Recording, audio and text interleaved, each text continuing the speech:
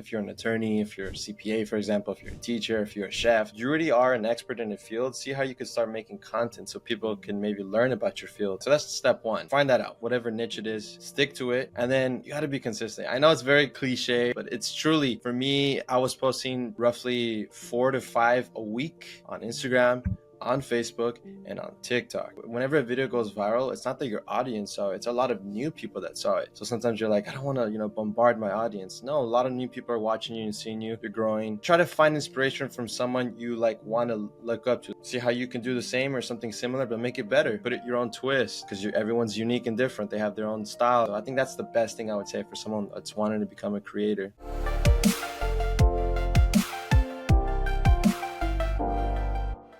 Welcome back, everyone, to the From Crisis to Justice podcast. I'm your host, Parag Amin, and today I'm joined by a very special guest, Josh Rincon.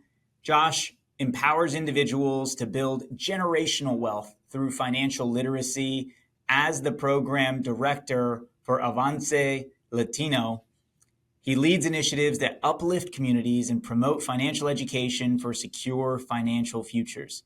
In addition to his role at Avance Latino, Josh is a digital marketing expert and finance creator who grew to over 2.6 million followers across multiple platforms in just 2 years. His ability to break down complex financial concepts has made him a trusted resource for many. Josh's work as a finance creator has also led to collaborations with major Fortune 500 companies such as Adobe, Discover Financial, Meta, and many more. Beyond his professional achievements, Josh is a newlywed, enjoying his exciting new chapter of his life with his wonderful wife. His passion for personal growth and empowering others extends to every aspect of his life, making him an influential figure in the world of finance and beyond. Welcome, Josh. Thank you so much for being on today. Thank you, Parag. Man, that intro is amazing. Thank you. That was an amazing intro. I love it. Yeah, listen, you're an amazing person. So an amazing intro for an amazing person. Tell us, Josh, tell us a little bit about how you got into the financial influencer space, and tell us a little bit about, building this following from, I assume, nothing to over 2.6 million followers today. Yeah, it was back in 2019 when I, had the desire to talk about financial literacy because of my first job. Right out of college, I was a loan officer, and I got to see people's finances, everything. I got to see their taxes, their credit reports, credit scores, bank statements, what they were spending money on. And I realized that people were not saving money. They weren't good with their money, all across the board, different backgrounds, different income levels. And I was like, I got to do something about it. I've always loved being on camera, but more like as a comedic type person, but nothing about financial literacy. So I was like, well, let's do it. Let's try it out. I started posting on YouTube, long format content. It did all right, but it was at the time, 2020 during the pandemic, where short form content exploded, everywhere. And so I was like, I got to transition. I got to do a 360 transition. Sometimes we got to do that in life. I got to adapt into what's trending. And so I did the short form content that exploded on TikTok. Within a week, I got 100,000 followers on TikTok. That was insane. And then I was like, I got to do the same on Instagram. So I started from zero on Instagram. I started growing up to date. Today, I believe I'm at a little bit over 600,000 followers. It's a huge blessing. But the crazy thing is Facebook. That was the last platform most recent one that I grew to over 1.5 million followers. I did the same thing I did on TikTok that I did on Instagram, same videos, was just consistent, kept posting. I guess there was just a bigger need there, or people were just wanting to hear that content. And here I am a couple of years later, like you mentioned in my intro, 2.6 million followers, I'm living a dream. I've always wanted to, do something like this and be able to not just create content just to create, but I'm actually empowering people through the content is a huge blessing. So I love what I do. Yeah, that's great. I watch a lot of your content. It's very useful. A lot of tips on finance and financial tips of everything from maybe how to get a refund from an airline to how to be able to get your Nikes replaced. Facts you wouldn't really be able to find anywhere else. So I appreciate that amazing content that you're putting out. Yeah, How did you go about getting into the space of becoming an influencer? Did you have a coach? Did you just figure it out on your own? And what advice do you have for our listeners who may want to get into the same space? If you are already like for yourself, you're an attorney. If you're an attorney, if you're a CPA, for example, if you're a teacher, if you're a chef, like obviously people that are listening have some sort of skill or career or in something. It doesn't really matter. It could be in anything. You already are an expert in the field. See how you could start making content so people can maybe learn about your field. Maybe you give tips. Maybe it's about cooking. Maybe it's about that. So that's step one. Figuring out what you're good at. I thought I was at the time really loved finance and was good at it. So obviously I'm still learning more and more. I don't want to ever stop learning more. But whatever, find that out. Whatever niche it is, stick to it. If you're finance, stick to finance. If it's legal tips, stick to the legal tips. If it's cooking tips, whatever it is, and then you got to be consistent. I know it's very like cliche or very like, well, of course you got to be consistent, but it's truly, for me, I was posting probably like not every single day, but I was posting reels roughly 4 to 5 a week on Instagram, on Facebook, and on TikTok, because I knew as I'm growing my audience, every time as you're going, whenever a video goes viral, it's not that your audience saw it, it's a lot of new people that saw it. So sometimes you're like, I don't want to bombard my audience. No, a lot of new people are watching you and seeing you. You're growing. I had a lot of inspiration from other people, but to say I had someone that was next to me guiding me, I didn't. But there's so much resources out there. You can go any platform, in TikTok, Instagram, YouTube, Facebook, and you can kind of learn from other people. And just try to find inspiration from someone you like want to look up to. Like if you're trying to be someone like me, finance creator, see what I do, see how you can do the same or something similar, but make it better, put it your own twist, because everyone's unique and different. They have their own style or whatever it is. So I think that's the best thing I would say for someone that's wanting to become a creator. Yeah, that's great. And I mean, what do you think about, is there an aspect of showmanship that you would suggest or recommend that people get into? I mean, you hear like well, just be yourself, but some people just aren't entertaining. So what tips do you have for those people? Some people, yeah. I think I know I'm gonna say it again. Yeah, it is good to be yourself, because some people like there's some people when they go very viral because they are super boring and people like that. They just like it plain, cut to the chase, no special effects, nothing crazy. And I've seen people that talk about finance that are super energetic and crazy, and so much editing done, to someone basic reading off a script that he writes. This guy called Clear Value Tax on YouTube, who's grown to millions of followers. Literally gets a paper, reads it, simple, to the point, but he's been successful doing that. So I think in today's day and age, I don't feel like there's one way of doing it. There's just so many ways that you could do it. Yeah. Okay. I like that. So just kind of find what works for you, and your vibe will attract your tribe kind of thing, whatever that is. Yeah, exactly. And there's even some people that have faceless things that they just like, maybe on a piece of paper they write it. They don't want to show their face. Here's a legal tip. Here's a finance tip. Here's a cooking tip, or whatever it is.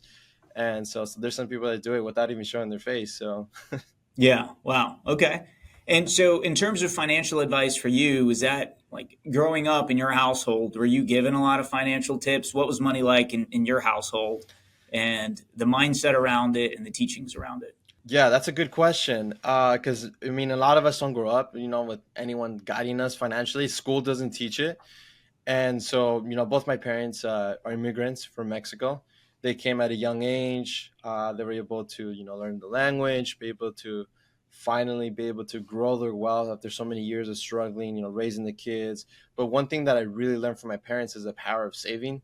They were big savers, not investing, not understanding the economy, so investing into the stock market, real estate, and all those different things, but more of the basic things like living within your means. That's what I got from my parents. It wasn't until I was older in college and as I was learning more things where I was like, wow, you shouldn't just save. You should save with a purpose, to invest, to buy a house, to whatever it is.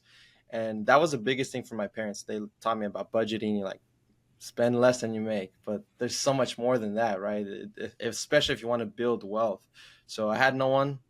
I had to learn myself, but I'm glad I was able to learn myself, because that kind of pushes you to learn more. And there's so many resources out there, free resources too. Yeah, and for somebody who's looking to grow their financial knowledge, what kind of resources would you suggest, whether it's free or paid? Yeah, I mean, like you said, so there's free and paid. So when it comes to free, one of the best ones is books. Books, there's so many books out there that, are going to help you with whatever it is, whether it's how to become a millionaire, what does that even mean?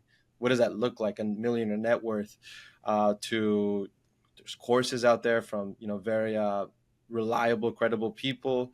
There's also a lot. I mean, you can learn a lot from the internet when it comes to like credible resources and learning from a lot of the resources out there. There's FDIC. It's a agency from the government. They have their own financial literacy curriculum. That actually, where I work at the nonprofit, we use a lot of that curriculum to teach a lot of young people and adults basics from credit, homeownership, investing, protecting your wealth, everything, and it's all free. There's a lot of free resources, and that's from the FDIC. It's called Smart Money, I believe. And so there's a lot of resources out there. Obviously, there's paid, like you can take courses, you can take trainings. They're available out there. But when it comes to free resources, there's also a lot of free resources as well that I definitely recommend. Okay, good. So, in terms of navigating the challenges of business, is this your first business? Yes, this is my first business. Okay, so there's a lot of stuff you know that you know. There's a lot of stuff that you know you don't know. But then there's like a whole lot more stuff that you don't know that you don't know. So, what's that been like for you, that process of learning? And is there a way that you've been able to accelerate it a little bit? I've learned that it's good to learn things like, when it comes to taxes, when it comes to formalizing your business, LLC, S Corp, and all those things. I think it's good to get a general education. But at the end of the day, if you're going to try to learn and be an expert at those things, it might get in the way of actually growing your business. So for me, I think the best thing for me is there's experts out there like yourself, or other professionals, financial advisors, CPAs. I mean, that's what they're there for. You can hire them and they'll take away that stress and ask them, hey, if you did my taxes, kind of explain what you did with it, right? But that's the biggest thing for me is, time is money. And if I want to focus on growing my business, I got to hire the right people, the professionals that can take care of more like the administrative side of business or whatever, legal side, financial side. And I think that's a huge thing that's helping me grow my business, or else I feel like I'd be stuck. I wouldn't be growing as much. I'd be at the same place I was a year ago, trying to figure it all on my own when there's so many resources. Yes, you have to pay, but you have to invest into your business in order to grow. Yeah, absolutely. So, in terms of navigating some of the challenges that come up in business, look, unfortunately, crises are inevitable when it comes to businesses. Have you faced any kind of crises, whether it's legal crises or others, that you think would be helpful for our listeners to learn from, to hear about and learn from? Yes, I have one, I think, great example, especially if you're a small business and you probably maybe experienced this or never have. But I remember like 2 years ago, a year and a half ago, I was at an event. I got this email and I'm like, what is this email? It looks important. It was like bold letters. Open it up and it was a cease and desist. It was, to me, I thought it was like, it's over. I'm getting sued. I'm going to lose all my money. I'm scared. I don't know what to do. I just started the business. At the time, I had a girlfriend. She's my wife now. And I was like, man, I want to marry this person. I want to, I want to buy the ring, and rings are expensive. And I'm thinking like, what's going on? I just crisis mode was on basically, probably for like a couple of days. But that same person, my wife now, she's the one that actually calmed me down and told me, well, talk to a lawyer or something, figure it out. I think you'll be fine. And so thanks to her. And so I started doing research. I was like, okay, I got to calm down. I can figure this out. People get sued all the time, right? There has to be a way to, or get cease and desist. I did research. I was going on Google. I was able to find a professional, an attorney that was going to more like break down what the cease and desist was. Obviously, I'm not going to go into details, but they calmed me down a little. But like, hey, I don't really work with litigation and like, one to one, like if they were to try to sue you or anything like that. So I recommend these people. Look at them, look at the reviews, and just choose one of these people. One of those people were yourself, Parag. And I looked at the reviews, I looked at everything. I was like, okay, let's set up a consultation. And man, that was worth every single penny, because that put me in a place of like confidence, peace. Hey, even if things were to go south, even if they were, wanting to go through with the lawsuit or whatever, take it to court or whatever, I felt like you were going to defend. You gave me so much confidence. And after that meeting, I felt like, wow, like, thank God that I was able to find someone like yourself. And from where I was when I first got that email, that cease and desist, I was really scared, because I was like, I'm about to lose everything. That's my mentality. That's what I thought. But obviously, I've learned a lot more. you taught me a lot too in the conversation. So I was able to learn that, hey, like there's people out there like Parag that can help you and can understand and can navigate these, crises with you. And that was an amazing experience. Well, not in the beginning, it was scary, but after the ending, the end result was great. Thankfully, I haven't had any other legal issue after that. But if I do, I know who hit up. I know who to hit up now. Oh, I appreciate that, Josh. Let me ask you, when you reached out, like, did you feel like, how important do you think that it is that your lawyer or the professional that you're working with is easy to get along with, that you understand them? Do you think that's important, or do you think that's not really important? I think it's very important because I mean the whole experience itself can be intimidating. You get like the cease and desist or whatever it is, that you get in your email or mail or whatever. You're already intimidated. You're a little scared. You're a little kind of like on the defense mode. And if I feel like you talk to a lawyer and they're kind of like maybe aggressive with you or not really friendly, I don't know. I think that's really important because you want to feel like confident that this person is going to work for you, going to help you, guide you. So, and that's what I felt from you. And I feel like that's super important. At least in my case, that was super important. Being a new business owner, I thought my business was on the line. Who do I trust? Who do I talk to? So that was super important. Yeah, that's awesome. So, how did you keep your cool? How did you keep your calm and collection throughout this whole process? And what tips do you have? I think the biggest thing was knowing like, hey, if that other person or business organization hired an attorney to help them, send that cease and desist, there's another person on the other side that will help me defend me. And there's professionals that, put in the work. I don't have to, break my head and try to figure out how can I fight this or how can I figure this out. I hire a professional. They'll figure it out with me. And that calmed me down. My girlfriend too at the time was my wife now.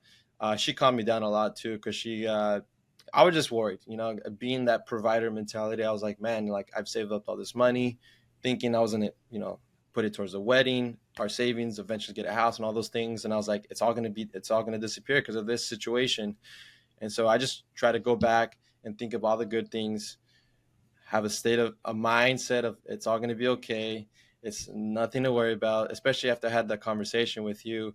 It helped me a lot to calm down and just be like, hey, whatever happens, even if we do have to go to court, like I know someone that's going to represent me and going to help me. And so, yeah, that helped me out a lot. Yeah, that's awesome. I've been reading this book by Dan Sullivan called Who Not How. And it talks a lot about the idea of, as an entrepreneur, and I've been there myself, where there's a lot of, hey, how do I do this? How do I do this? How do I do this? And that many times that's not the right question. That instead of asking how I can do this, the right question is who can do this? Meaning you want to replace the hows with who's to really hyper accelerate your growth. To your point earlier, taking your focus off your business to go focus on something else, to try to control something or learn something that you don't know, that's not your area of expertise, and it may not be something that you can quite excel at, or something you may not even like.